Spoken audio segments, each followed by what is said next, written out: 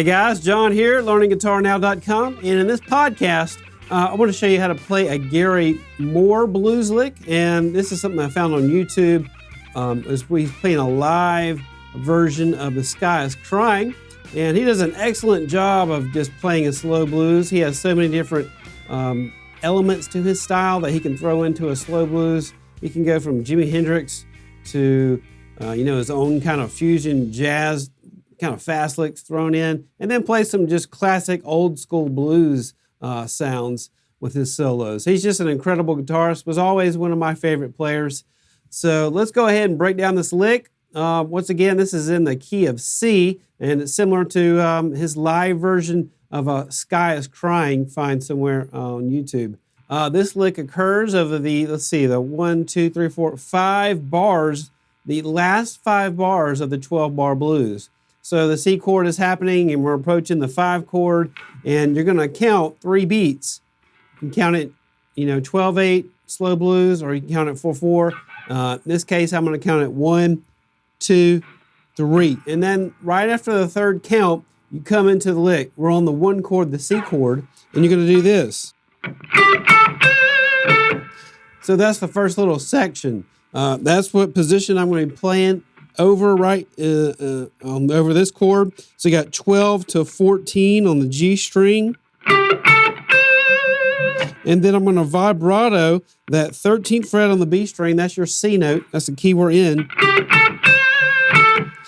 And then I'm going to strike the 14th fret with my 2nd finger here. And I like to think of that as the B.B. King position. It's all major pentatonic notes right here. Now, when the 5 chord comes in, you're going to play this lick right here. That's the 5 chord is G7. You play this. So, once again, we got the G chord happening. Right when that 5 chord hits, we're going to bend that 15 just gradually to where it's just kind of out of tune. Almost bending to the minor third sound. Just kind of in between notes, and it's a great thing to do with blues is have those in between sounds with your bends. Now bring it down, and we're going to hit 15, 13, 15 on the B, 14 on the G string here, 14th fret, 2nd finger. Hit 13 twice, and cut it off the 15th fret here on the B string. Once again, this is over the G chord. So this phrase is using the major pentatonic scale. I like to call it, like I said, the B.B. King position. But you got this. Notice we're ending on the 5th interval over the G chord. That is the 5th interval of a G chord. That's a chord tone played over the G, which is a chord tone that is located in the G chord. If you play the G chord up here, just G major, you'd have this.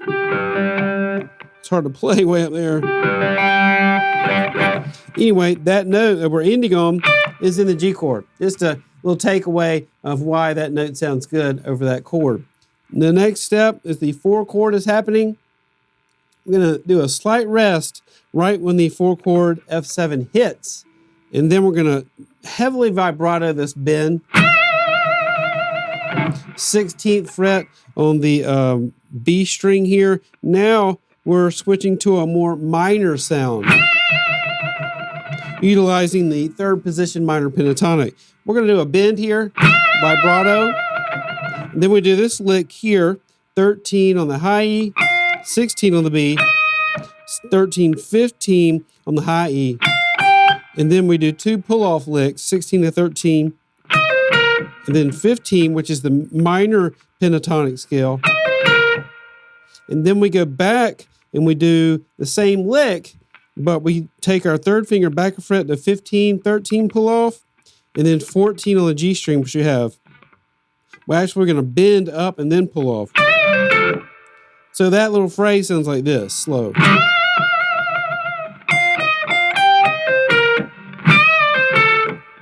So we had minor pentatonic here, and then we're doing the B.B. King major pentatonic position, except we're ending on this note right here. keep in mind, this is over the 4th chord. So why did he do that? I really don't know. This is only my guess. That note here is in the F major chord. Makes a lot of sense if you start piecing together chord tones over, playing the chord tone to the notes on the chords that you're playing over. It's going to sound more like you know what you're doing. So that's just another little takeaway. So this section here is this. Now we're going back to the C chord. And in this case, we're going to build some drama because we're taking the dynamics to the next level in this lick. We've went from, regular blues dynamics. Now we're going to take it to a high dynamic piece. And this is just a cool repeating lick using the minor pentatonic scale, 3rd position minor pentatonic. We're going to bend in that 15 gradually and then vibrato. And just repeat that over and over again in this rhythm. Then make it faster. This has happened on the C chord, and then the G chord comes in, and then we're going to be done with that 12-bar blues and start the next section of a 12-bar blues. But this time the band has kicked it in higher, and we're taking our dynamics with our playing to the next level.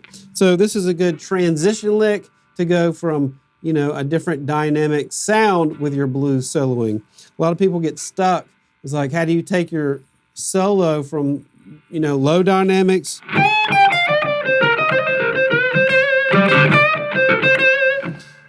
to a higher dynamic sound?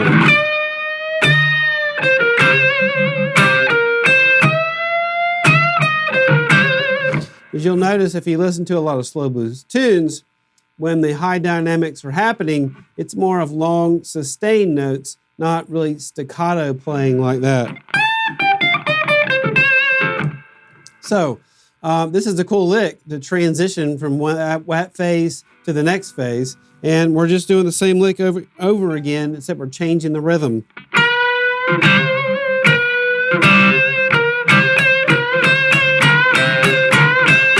And you notice I'm hitting the strings really hard. I'm also not just going. I'm just, hitting the whole thing.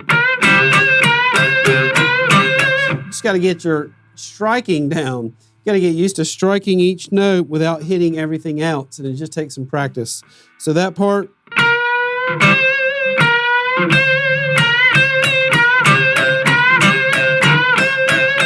Hit that 3 times, the 4th time. Now we're going to bend 16th fret here on the B string, then strike 13 on the high E. Now the next 12 bars are happening, and it's a small lick to lead you into that. Then I'm going to bend slightly to the blues note here. My first finger, pull it down to the 13th fret of the high E string. Now this Albert King cool lick at the very end of the phrase. So strike 16th fret of the B string twice, then hit it, then pull it, just leave it. So instead of doing, something like that, do it on the B string. I find Albert King did a lot of those type of notes on the B string.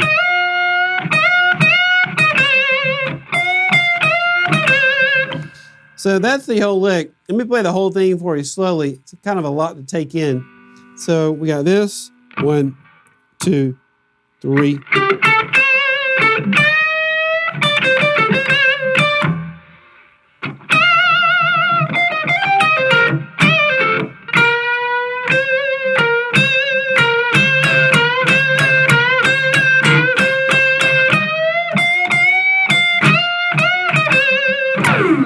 And then at the very end, I'm just doing one of those Stevie Ray Vaughan slides, sliding back there like that.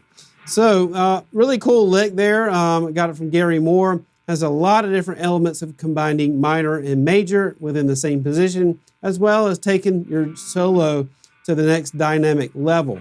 Okay, that is it for this lesson. If you would like the tab, the backing track, and the interactive version, think about becoming an All Access Pass subscriber. When you become an All Access Pass subscriber, you'll also gain access to all the lessons I've created at Learning Guitar Now, which is, this point's like over 100 hours worth of videos, 100 backing tracks, loads of tabs, interactive videos, sound slice tablature. It's just a wealth of information that I've learned over the past, this point's like 22 years of teaching blues guitar. So check out the All Access Pass, blues guitar, slide guitar. All right, thanks a lot. We'll see you next time.